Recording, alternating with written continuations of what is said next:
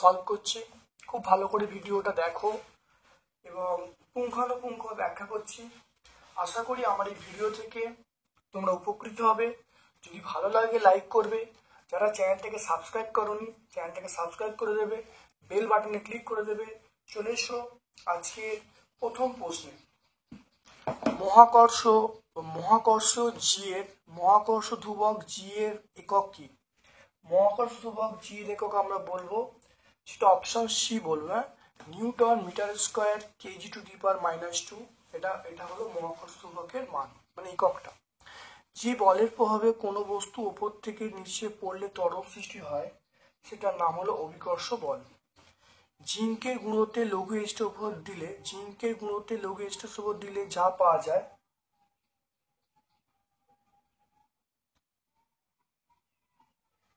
এটা আমরা H2 পাবো। এটা আমরা 3 নম্বরটা পাবো, দেখে নাও 3 নম্বরটা। জিঙ্কের গুঁড়ো Zn প্লাস H2SO4, এটা আমরা বলবো ZnSO4 প্লাস H2। তাহলে এটা কি পাবো? অবশ্যই H2 পাবো। তারপরে যে ন্যূনতম বেগে কোনো বস্তুকে পৃথিবী থেকে নিক্ষেপ করলে পৃথিবীর আকর্ষণের বাইরে চলে যাবে, তাকে আমরা বলবো মুক্তিবেগ মুক্তিবেগ। তরল অধাতুর নাম কি? তরল অধাতুর নাম আমরা বলবো, সেটা বলবো ব্রোমিন। একটা ব্রোমিন হলো তরল অধাতুর নাম। তারপর দেখো, স্প্রিং তুলাতে যে রাশি মাপা হয়, বস্তুর ওজন মাপা হয়। স্প্রিং তুলাতে বস্তুর ওজন মাপা হয়, আর সাধারণ তুলাতে বস্তুর ভর মাপা হয়। আঁশ এবং ইট এই দু ধরনের যৌগ গঠন করতে পারে, তার নাম আমরা বলবো, সেটা হলো লোহা বা এফি। ইট এবং আঁশ তৈরি করতে পারে। এরপরে চলে এসো, পারদের দূষণে মিনেমাটা রোগ হয়। পারদের দূষণে, হ্যাঁ অবশ্যই মিনেমাটা রোগ হয়, এটা আমরা সত্য বলবো। সময় বাড়ার সঙ্গে পতনশীল বস্তুর বেগ এটা বাড়তে থাকে, এটা কমা দেওয়া আছে, ক্রস দেবো। জার্মেনিয়াম একটি ড্যাশ, এগুলো হলো আমরা বলবো অর্ধপরিবাহী। এগুলো আমরা জার্মেনিয়াম একটি আমরা বলবো অর্ধপরিবাহী। জার্মেনিয়ামটা আমরা কি বলবো? এটা বলবো অর্ধপরিবাহী বলবো। তারপর দেখো, এটা দেখে নাও পয়েন্টটা।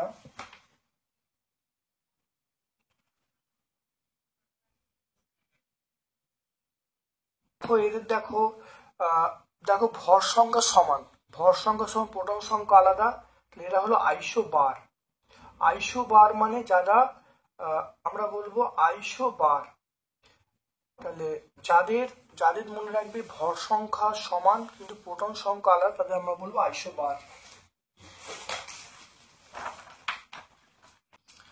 দেখে নাও আইসো বার মানে যাদের ভর সংখ্যা সমান প্রোটন সংখ্যা আলাদা, তাদের আমরা বলবো আইসো বার মানে ভর সংখ্যা সমান। দেখতে পাচ্ছ? তারপরে দেখে নাও, আচ্ছা প্রমাণ বায়ুচাপের মান ড্যাশ মিটার উঁচু পারস্তম্ভের সমান। এটা আমরা 10.3 বলবো, 10.3 মিটার জলস্তম্ভের সমান। এরপর দেখে নাও সেটা হলো একটি পশম, এটি এবোনাইট পরস্পর ঘষলে কোনটিতে কি জাতীয় তড়িৎ উৎপন্ন হবে? পশম এবোনাইট দণ্ড পরস্পর ঘষলে, তাহলে এবোনাইট দণ্ড কাঁচদণ্ডে সিল্ক দিয়ে ঘষা হয়, ধনাত্মক, আর তাহলে কাঁচদণ্ডে সিল্ক দিয়ে ঘষলে কাঁচে হলো প্লাস আর সিল্ক হলো মাইনাস উৎপন্ন হবে। এবার চলে এসো,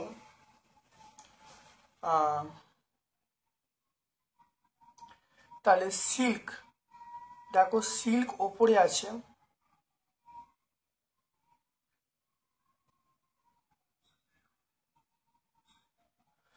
তাহলে এবার দেখো বলা আছে পশম এবং এবোনাইট। তাহলে পশম কোথায়? পশম ওপরে আর এবোনাইট নিচে। পশম ওপরে, এবোনাইট পশমটা প্লাস আর এবনাইটটা মাইনাস। তাহলে পশমটা আমরা প্লাস বলবো, তাহলে পশমটা প্লাস হবে আর এবনাইটটা মাইনাস হবে। তাহলে পশমটা প্লাস আর এবনাইটটা মাইনাস হবে। তারপর দেখো তুমি একটি কাঠের বাস্ককে 9.8 বল দিয়ে টানছো, কিন্তু বাস্কটি কোনো সরানো গেল না। এক্ষেত্রে বাস্কটির ওপর ক্রিয়াশীল ঘর্ষণ বলের মান কত হবে? ঘর্ষণ বলের মান মনে রাখবে 9.8 হবে, একই হবে। ঘর্ষণ বলের মান 9.8 নিউটনই হবে। কোনটি আয়নীয় যৌগ? আয়নীয় যৌগ হলো NaCl আয়নীয় যৌগ আর জলটা। মনে রাখবে NaCl আয়নীয় যৌগ আর জলটা হলো সময় যৌগ। Mg দেখে নাও, Mg এর নিউটন সংখ্যা বার করার নিয়ম হলো, তাহলে ভর সংখ্যা থেকে প্রোটন সংখ্যা বাদ দেবো। তাহলে 24 থেকে 12 যদি বাদ দিই তাহলে 12 হবে। তাহলে 24 থেকে 12 বাদ দিলে আমরা কত পাবো? 12 পাবো। অ্যালুমিনিয়াম অক্সাইড দেখে নাও, অ্যালুমিনিয়াম অক্সাইডের সংকেত কি? অ্যালুমিনিয়াম অক্সাইডের সংকেত হলো Al2O3, এটা হলো অ্যালুমিনিয়াম অক্সাইড। আর ক্যালসিয়াম ফসফেটের সংকেত আমরা বলবো, সেটা হলো Ca3PO4 2। তাহলে মনে রাখবে এটা হলো অ্যালুমিনিয়াম অক্সাইড হলো Al2O3 আর ক্যালসিয়াম ফসফেট তার সংকেত হলো Ca3PO4 2। তাপমাত্রা, সাধারণ তাপমাত্রা একটি তরল ধাতুর নাম। সাধারণ তাপমাত্রার তরল ধাতুর নাম আমরা বলবো পারদ। আমরা কি বলবো? সেটা পারদ বলবো। সাধারণ তাপমাত্রা তরল ধাতুর নাম আমরা বলবো পারদ। তারপর দেখে নাও, F1 হলো বস্তু, F1 হলো পৃথিবী পৃষ্ঠে বস্তুর, F1 হলো পৃথিবী পৃষ্ঠে F1 হলো পৃথিবী পৃষ্ঠে পৃথিবীর ব্যাসার্ধের সমান দূরত্বে অবস্থিত দুটি বস্তু পারস্পরিক বল। F2 পৃথিবী পৃষ্ঠে 1 কেজি ভরের ওপর ক্রিয়াশীল বল। F1 F2 এর মধ্যে কোনটা বড়? দেখো, F1 হলো পৃথিবী পৃষ্ঠে পৃথিবীর ব্যাসার্ধের সমান দূরত্বে দুটি বস্তুর মধ্যে আকর্ষণ বল, আর F2 হলো পৃথিবী পৃষ্ঠে 1 কেজি ভরের ওপর ক্রিয়াশীল পৃথিবী আকর্ষণ বল। তাহলে F1 F2 এর মধ্যে কোনটা বড়? F1 দেখো বলছে, F1 হলো পৃথিবী পৃষ্ঠে পৃথিবীর ব্যাসার্ধের সমান দূরত্বে দুটি বস্তুর মধ্যে আকর্ষণ বল।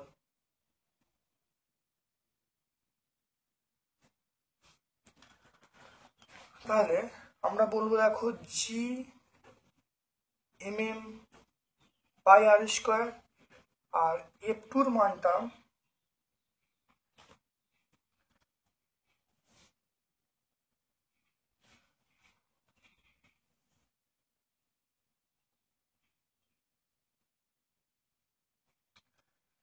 দুটি বস্তুর মধ্যে পারস্পরিক আকর্ষণ বল F2।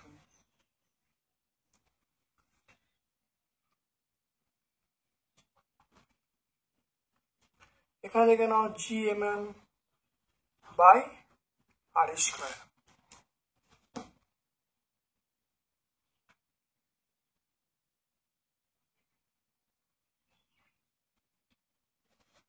দেখে নাও, আমরা F1 লিখতে পারবো Gmm/r², F2 লিখতে পারবো, দেখে নাও, Gmm/r²।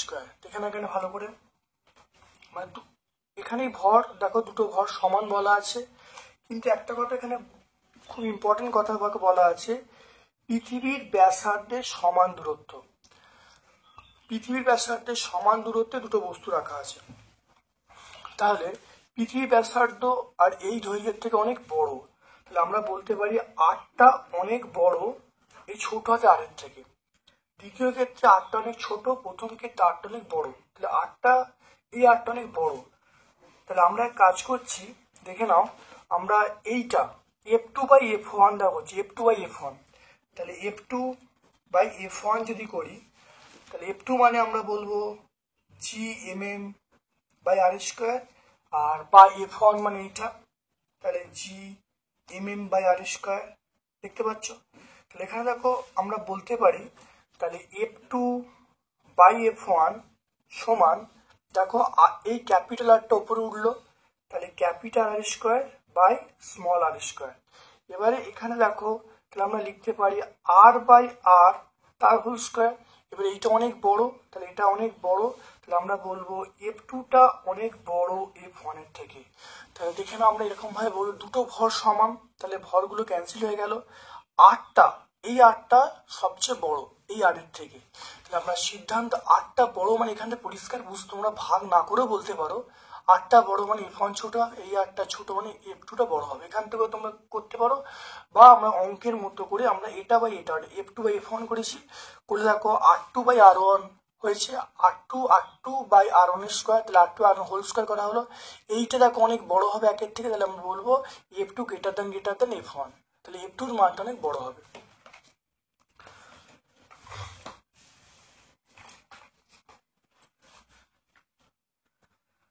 তারপর দেখো সমযোজী বন্ধন দিয়ে মিথেন অণুতে প্রাথমিক অণু একে দেখাতে বলছে।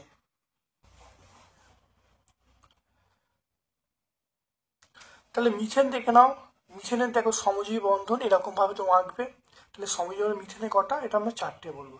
তোমরা এই ছবিটা আঁকবে, আর সমযোজী বন্ধন কটা হবে 4টে।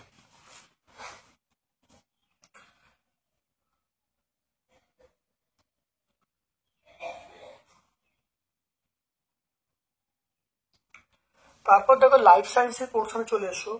আদি নিউক্লিয়াস যুক্ত কোষে মাইটোকন্ড্রিয়ার পরিবর্তে আমরা বলবো সে মেসোজোম থাকে।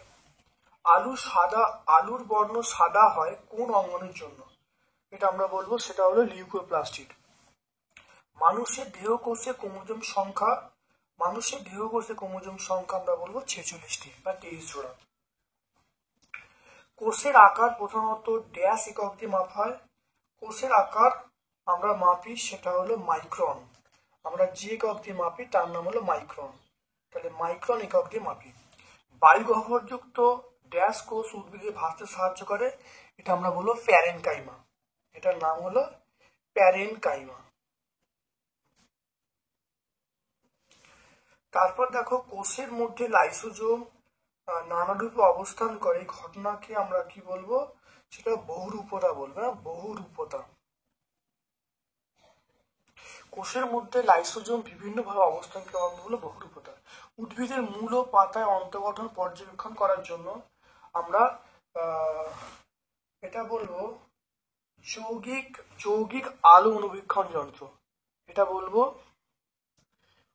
যৌগিক আলোক অনুবীক্ষণ যন্ত্র ব্যবহার করি, যৌগিক আলোক অনুবীক্ষণ যন্ত্র। কোন কলা পানিতে তাপমাত্রা নিয়ন্ত্রণ করে, এটা আমরা বলবো সেটা যোগ কলা। পানিতে তাপমাত্রা নিয়ন্ত্রণ করে আমরা বলবো যোগ কলা।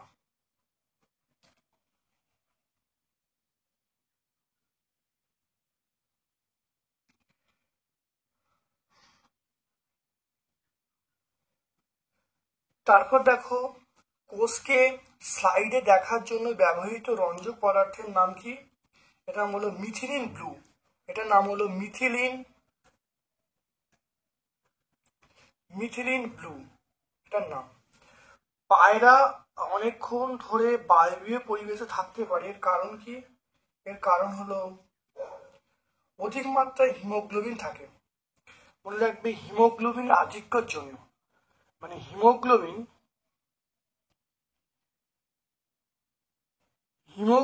বেশি থাকার জন্য, তাহলে আমরা বলবো হিমোগ্লোবিন বেশি থাকার জন্য থাকে। গলগি বস্তু কি, এর কাজ কি দেখে নাও।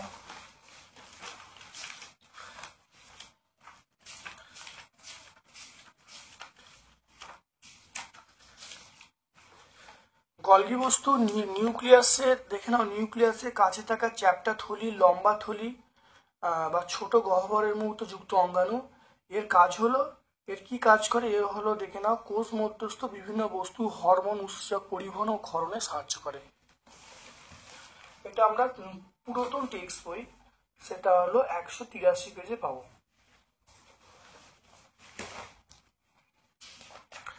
তাহলে আজকে আমরা 5 নম্বর স্কুলটা সম্পূর্ণ ব্যাখ্যা করলাম। ভিডিওটা কেমন লাগলো কমেন্ট সেকশনে কমেন্ট করবে, তোমার সকল বন্ধুদের মধ্যে আমার ইউটিউব চ্যানেলটা শেয়ার করে দিও।